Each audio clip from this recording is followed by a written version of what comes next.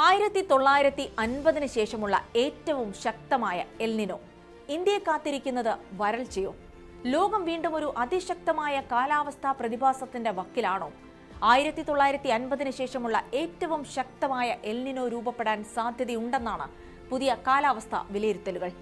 ഇങ്ങനെ സംഭവിച്ചാൽ ഇന്ത്യയുടെ കാലവർഷം മുതൽ ഭക്ഷ്യവിലയെയും സമ്പദ് വ്യവസ്ഥയും വരെ ഇത് വലിയ രീതിയിൽ ബാധിക്കും. എന്താണ് എൽനിനോ? എന്തുകൊണ്ടാണ് ഈ പ്രതിഭാസം ഇന്ത്യയെ ഇത്രയേറെ ആശങ്കപ്പെടുത്തുന്നത്? വിശദമായി പരിശോധിക്കാം. സ്വാഗതം ഇൻഡെപ്തിലേക്ക്.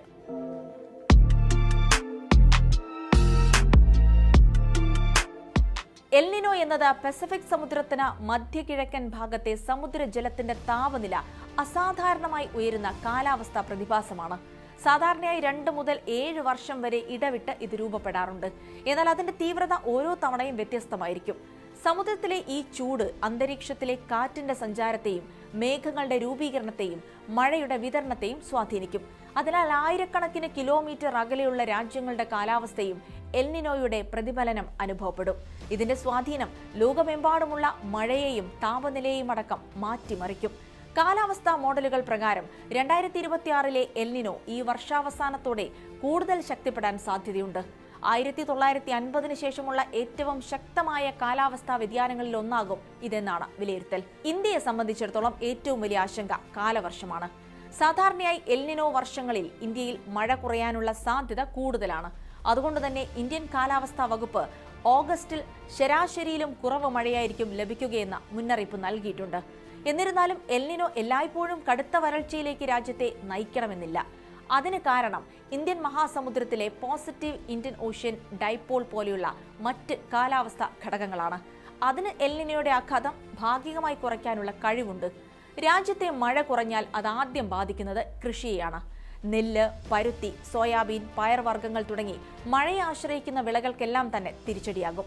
ഉൽപാദനം കുറഞ്ഞാൽ ഭക്ഷ്യവില ഉയരാനും പണപ്പെരുപ്പം വർദ്ധിക്കാനും സാധ്യതയുണ്ട്. ജലസംഭരണികൾ ആവശ്യത്തിന് നിറയാതിരുന്നാൽ വൈദ്യുതോൽപാദനം, കുടിവെള്ള വിതരണം, വ്യവസായ മേഖല, ഗ്രാമീണ സമ്പദ് വ്യവസ്ഥ എന്നിവയും സമ്മർദ്ദത്തിലാകും.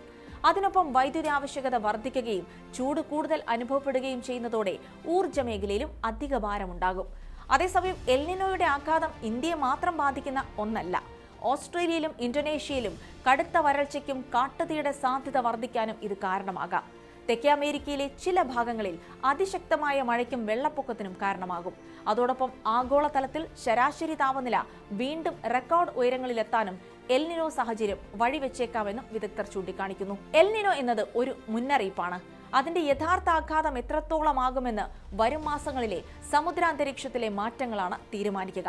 എന്നാൽ കാലാവസ്ഥാ വ്യതിയാനം കൂടുതൽ ശക്തമാകുന്ന ഈ കാലത്ത് സമുദ്രത്തിലെ ചെറിയൊരു താപനില വ്യത്യാസം പോലും ലോകത്തിന്റെ ഭക്ഷ്യസുരക്ഷയെയും സമ്പദ് വ്യവസ്ഥയെയും കോടിക്കണക്കിന് മനുഷ്യരുടെ ജീവിതത്തെയും സ്വാധീനിക്കാൻ കഴിവുള്ളതാണ്.